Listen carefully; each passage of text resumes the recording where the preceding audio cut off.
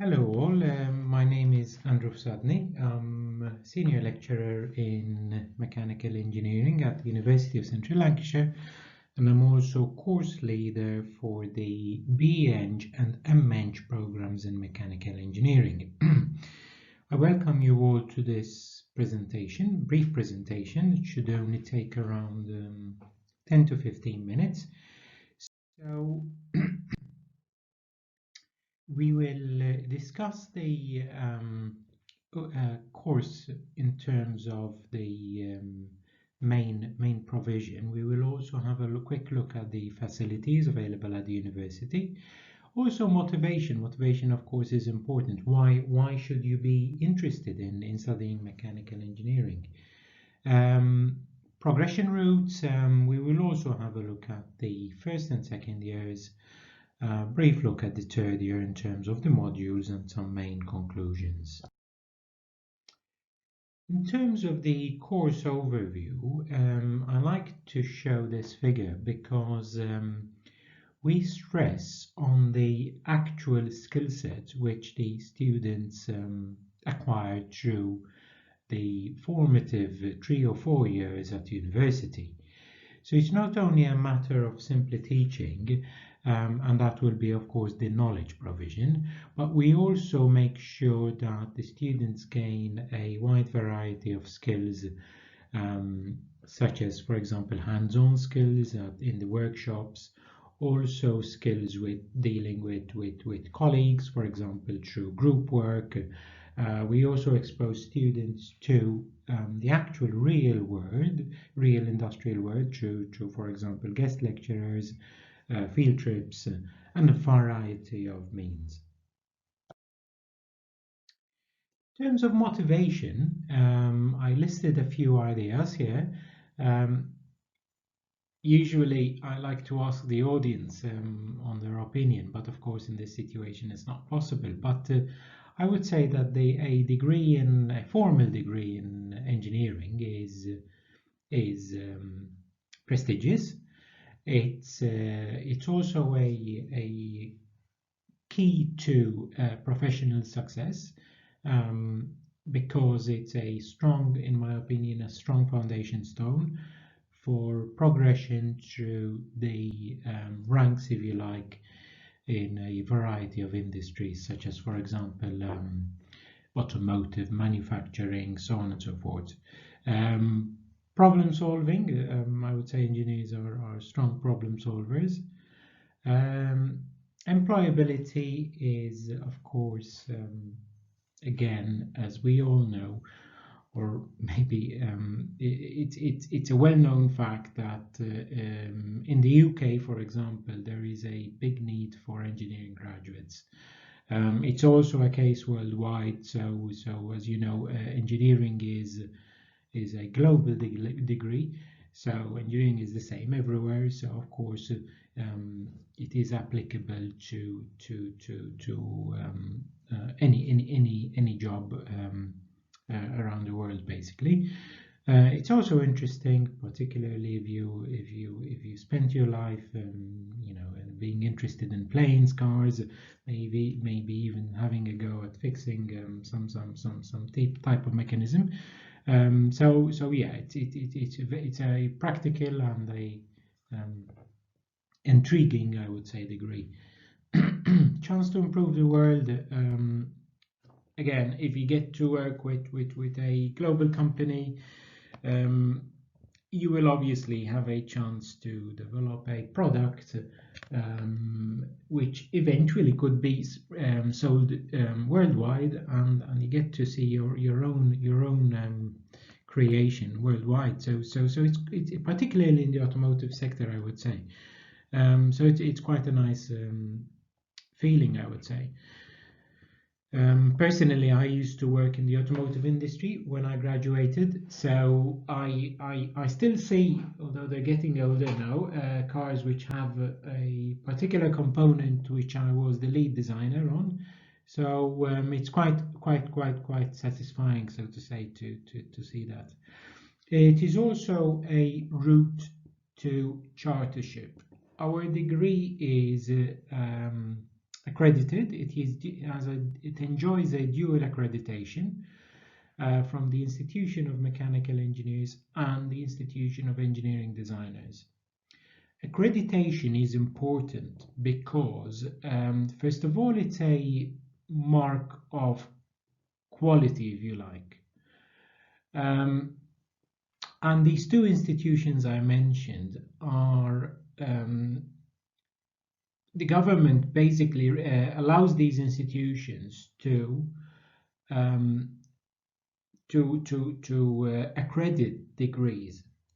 So what this means is that once you graduate and you would like to apply for chartership, and chartership is referring to the acronym. If you've ever come across this acronym, BEng, okay, it's used as a post-nominal, yeah. So it's after someone's name. That means that the person is a chartered engineer. Okay, so he has got a registration number, and consequently he can sign off projects. Okay, now to become a chartered engineer, it is important that your degree will be accredited. Okay, because that means that you fulfill the academic requirements required for the application to become a chartered engineer. Of course, if you want to become chartered, apart from the academic requirements, there are also the professional requirements, and that would require an interview. But that you could gain through your employment after graduation. So the important thing is that as you start studying, that particular degree is already recognized. Okay, so in this case, as I said, the degree, both the BEng and the MEng, enjoy dual accreditation. So in terms of facilities and also staff, in terms of staff, I would say that the School of Engineering is primarily made up of staff who have strong backgrounds in academia. In fact, I invite you to go to the School of Engineering's staff webpage, and you can see individual staff profiles over there. But also we have some members of staff who are coming directly from industry. So that's very good because they can provide direct links to industry and real experience from their industrial careers. So industry-based careers. So that's kind of the staff complement. In terms of facilities, the university has just inaugurated a multi-million engineering innovation center. It was a 36 million project, and this particular innovation center is centrally located in the university. It's in the heart of the university, and it has numerous labs such as aerospace, artificial intelligence, advanced manufacturing, so on and so forth. We also have a thermofluids and the materials lab. That's in Harris Building. We have another dedicated building, which is Wharf Building, and that contains, or rather has a number of facilities such as water jet cutting, welding and bending, and numerous CNC machines. We also have the Computing and Technology Building, and this is the building where all the staff offices are based. This particular building has got numerous high-performance computer suites, and it also has a tribology laboratory. Okay, let's have a quick look at the particular subjects which will be covered in the first year and subsequent years, second and third year. Now, in the first year, we operate a so-called common first year. This means that most modules, not all of them, but most of them are shared with other BEng programs, particularly in mechanical engineering areas such as motorsports, aerospace engineering, and energy engineering. I would say in terms of assessment, the modules are assessed with a variety of exams, formal exams. So it's a mixture of formal exams and coursework. Some modules tend to be more focused on coursework, particularly engineering design, this particular module here. Just as also as a overview, every year basically you will study for 120 credits. Okay, so in order to be awarded a BEng degree, you need 120 credits times 3, so that's 360 credits. Now in the first year, each module is equivalent to 30 credits. So of course you're going to have 1, 2, 3, 4 modules, okay?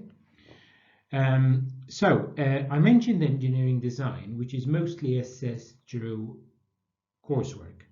And it also involves a certain element of group work because, as the name implies, it is design. As we all know, a design project is not an individual project. Once you are in industry, you're going to join a design team, which includes a team from prototyping, maybe from manufacturing as well, to make sure that the design is manufacturable, if you like, so on and so forth. So another module is engineering science. Engineering science is an overview, or rather a taster, if you like, of the core topics of engineering, such as fluid dynamics, thermodynamics, materials engineering, and also some electronics. Electronics is particularly important for the future because, as we know, all mechanical engineering systems make use of some sort of smart electronics in terms of sensors, data capture, so on and so forth.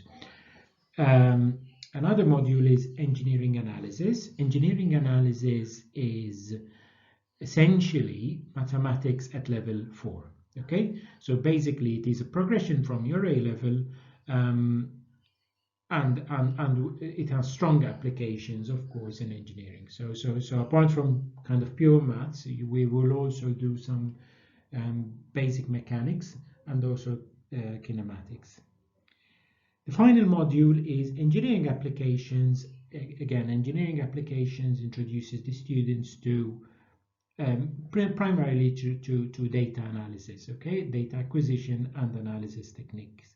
So, for example, you will be using a well-known software such as MATLAB to analyze, for example, data sets. Yeah. Because data collection is one thing, but data analysis, of course, requires its own techniques, yeah, in order to be able to understand an array of, for example, numbers. Okay, in the first year, I mentioned the IMA key in my previous slide. The IMA key, as I said, is a UK professional body, okay? And the IMA key, I would say, is one of the most prestigious professional bodies in the UK and probably worldwide as well. It is recognized particularly in the Far East and in the Middle East. So IMA stands for the Institution of Mechanical Engineers. So the IMA organizes a so-called design challenge, and this is for level 4 students. Okay. So every year the IMA issues a brief which the students will need to work according to. So in terms of budget, in terms of the deliverables, in terms of design.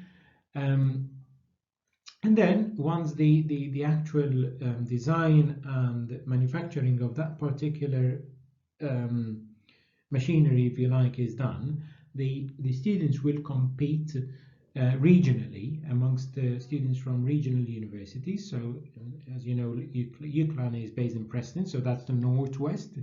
So our university will compete against the likes of Lancaster University, Manchester Metropolitan, Manchester University, and the universities in Liverpool. So Liverpool John Moores and Liverpool University.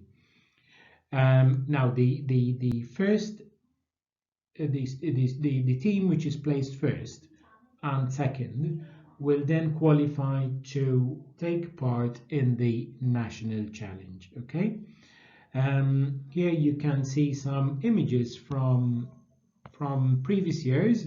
Okay, so in 2017, or rather, sorry, 2015, the students had to build a pipe climber, external pipe climber.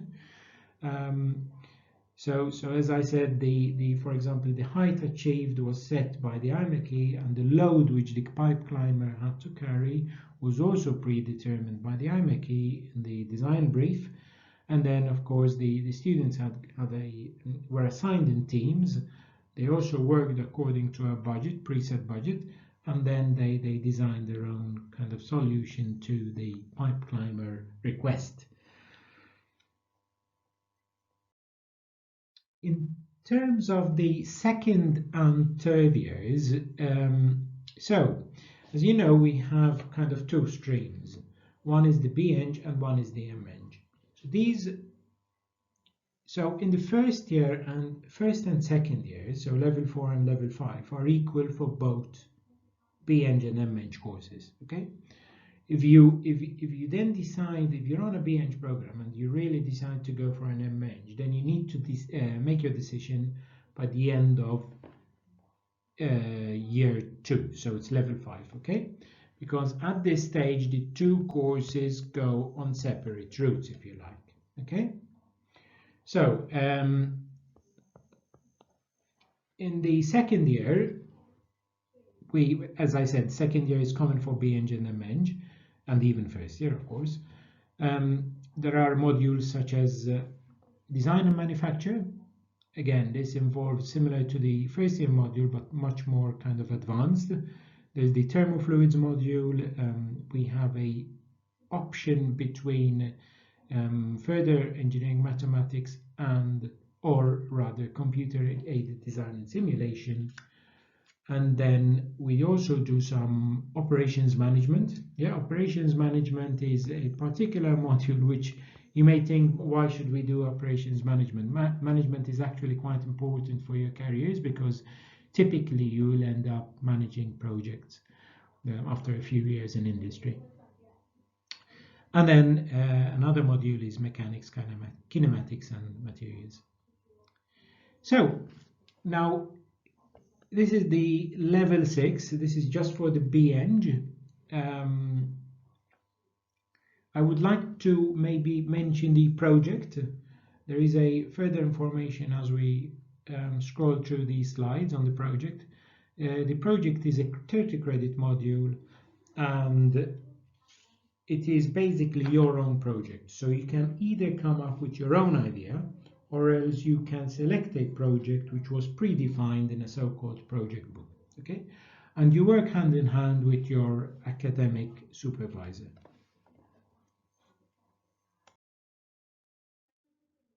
So I've already mentioned the design challenge, and that's in year 1. In year 2, we also have, as part of the design module, we have the so-called rocket car project, where the students will design and build, and rather manufacture, a rocket car and then compete against different groups, basically.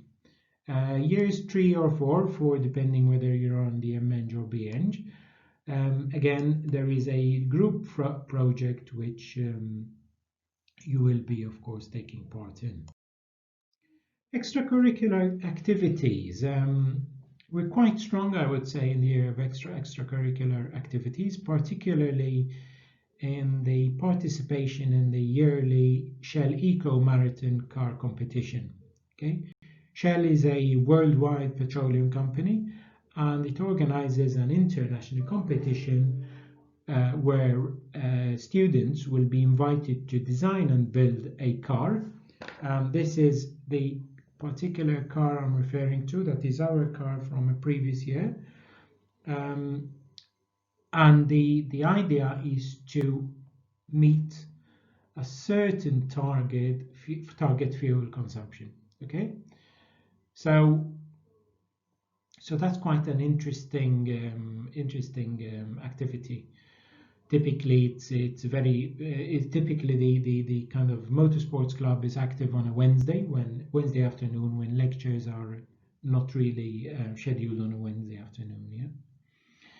Yeah. We have the Engineering Society. Engineering Society organize events to, for example, visits to. Last year they organized a visit to the British Aerospace BAE Systems facility in Salisbury. We also organize extra software training. For example, if students want further training in a particular software suite, say for example ANSYS or any CAD platform, we could invite external consultants to deliver specific training sessions. We also organize field trips, both overseas and local, and particularly important is guest lectures from industry. So in a way, all these, as I mentioned previously, add to the skill set of our graduates. Okay, so they complement the academic provision to ensure that our students are prepared for their professional lives out in industry. For example, every year, as a mechanical engineering course, we invite our students to join a field trip to Germany. It's fully funded by the university. So we visit Germany over a period typically of 5 to 6 days, and we visit the production lines of Mercedes-Benz, and that's in Sindelfingen, close to Stuttgart, and BMW in Munich. And we also visit a well-known technical museum in Sinsheim. It's really well attended. We can see images from previous years. Obviously, students are keen to join the trip because it's a very unique experience, especially when you get to see the production lines of companies like Mercedes-Benz and BMW. I mean, it's the state of the art and probably the ultimate production line you could see. So yeah, that's a kind of very good kind of achievement for the course, because it complements again the experience, student experience. 1 year industrial placement. This could be an opportunity for you to go on an industrial placement, but typically between the second and third year. Okay, it could be referred to as the sandwich year. So the idea is that you go out in industry, work for 11 to 12 months, and then come back to finish off your third year.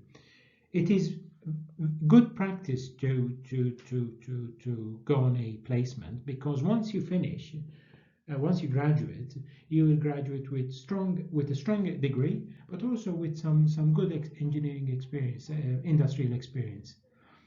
And that's, as you know, that combination is quite attractive for employers. Also, typically, if you do well during your placement, and as from my experience, most students do very well in their placement, typically you could be offered a contract during your placement, and then you come back to us to finish off the third year and then go back to the same employer essentially. Various placements are available. We have a careers office. It's a university careers office which will help you first of all in contact to put you in contact with companies, but also to develop a comprehensive and strong CV for your application. I mentioned previously the professional accreditation and the importance of it, particularly when it comes to the application to become a chartered engineer. Okay, so essentially to become a chartered engineer, I've mentioned previously, there are two kind of columns or boxes which you need to take. One is the academic requirement and the other one is the professional experience. Okay, professional experience is judged through through an interview, typically an application form and an interview. But your academic requirements are judged through accreditation, basically. So the degree is accredited, then that particular professional body knows that you have already reached those academic requirements. Okay. Now, I mentioned previously the CEng. Okay, CEng, chartered engineer. To become a chartered engineer, technically you need a level 7 qualification. Okay, so for a CEng you will need to finish off the MEng. Okay, because that's level 7. With a BEng you could be eligible, or rather it meets the educational requirements for the incorporated engineer, IEng. Okay, incorporated engineer. So this will need a level 6 qualification, and this will need a level 7 qualification. Okay, those are the academic requirements required for those particular levels of professional recognition.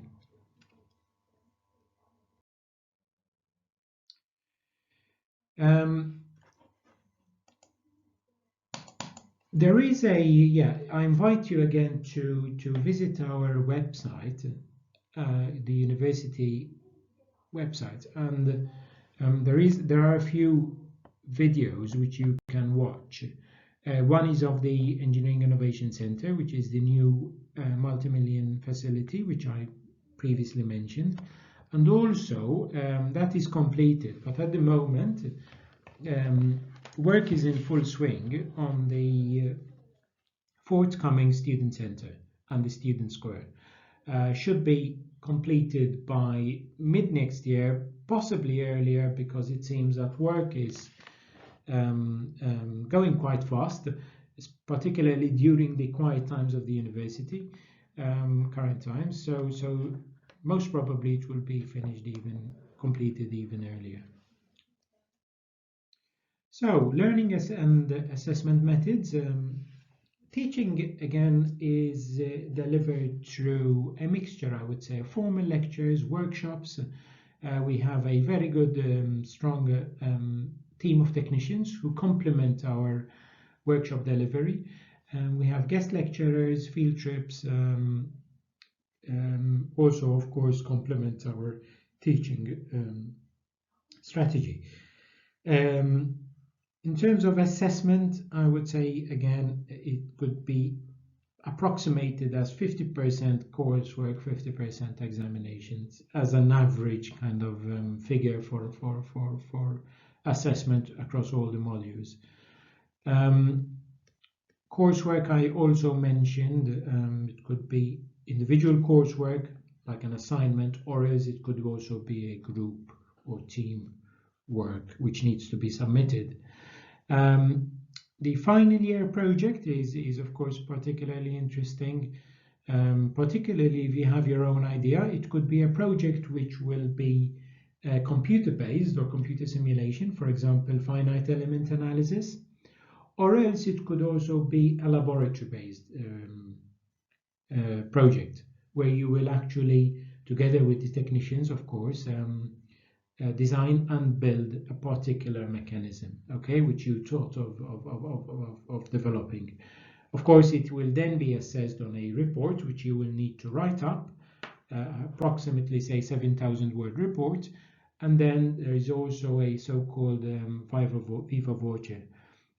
It's like an interview with your supervisor and also a kind of external examiner, to make sure that it is your own work, and also to discuss informally, in a way, the work you've done.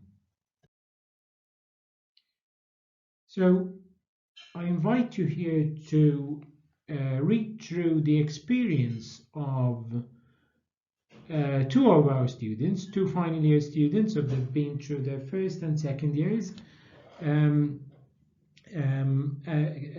Particularly Matthew Hudson is very active in the Engineering Society, and also the Shell Eco Maritime Car. He had a quite a strong experience in extracurricular activities. Typically also, from my experience, students who are very active in extracurricular activities do very well in academic subjects, because in a way it complements your actual formal studies. So it's a very good thing to get involved in. It also looks nice on your CVs. Okay, so if you on your CV you show that you are active in the say Shell Eco Marathon car, then that's a very good selling point for you. Progression opportunities. For those of you on the BEng, it's a level 6 qualification. You could opt to progress to a level 7 standalone MSc. The MSc is a full year. It's 180 credits, and we have numerous MScs in specific engineering disciplines. So there is also an MSc in mechanical engineering for those of you on the BEng program. But then you could also opt to consider specific engineering disciplines such as maintenance engineering, renewable engineering, so on and so forth. There is also the option of reading for an MSc by research. MSc by research is, as the name implies, it's not a formally taught degree, but it's a research based. Hence, you will either apply for a particular preset project or else develop your own project in conjunction with a supervisory team, and that would lead you to an MSc. A PhD, of course, is the same concept, but a PhD is longer and it goes into much more depth. Okay, PhD is typically 3 to 4 years, and a PhD by definition includes contribution to knowledge. So you need to address a gap in literature and show that you actually contributed to knowledge through publications and through your actual thesis. Career paths in terms of graduates in mechanical engineering. Mechanical engineering is probably one of the strongest disciplines in terms of a foundation stone for your careers. It could lead you to industries such as automotive industries. So we have graduates who joined global companies such as Jaguar Land Rover, JLR, Aston Martin, yeah, and even students or other graduates who just take up opportunities overseas. For example, opportunities with the likes of BMW, I would mention, French companies such as Renault and Citroën, even Italian companies such as Fiat, Alfa Romeo. So numerous opportunities out there, as you know. Aerospace students could opt to start a career in the aerospace industry. Typically Airbus in the UK has got a strong facility in wing design and manufacturing. BAE Systems is primarily military focused. Again, we had students going overseas to Boeing, Lockheed Martin, so on and so forth. Product design, again, all the products we have are designed by engineers, so numerous companies out there who could be happy to take you on board. Again, students could also consider starting their careers with utility services such as energy companies, British Gas, United Utilities, so on and so forth. Manufacturing, we had students going to John Crane down in Manchester, with Dyson Engineering, Rolls-Royce, numerous exemplars. Building services is again another strong employer in terms of an industry, and also, strangely, but with very good remuneration. We also had students who were employed in the financial services, particularly in London. Why financial services? Because again, engineers are problem solvers, very strong in maths. Big names such as KPMG and PricewaterhouseCoopers, they quite like the idea of employing engineers to actually analyze data.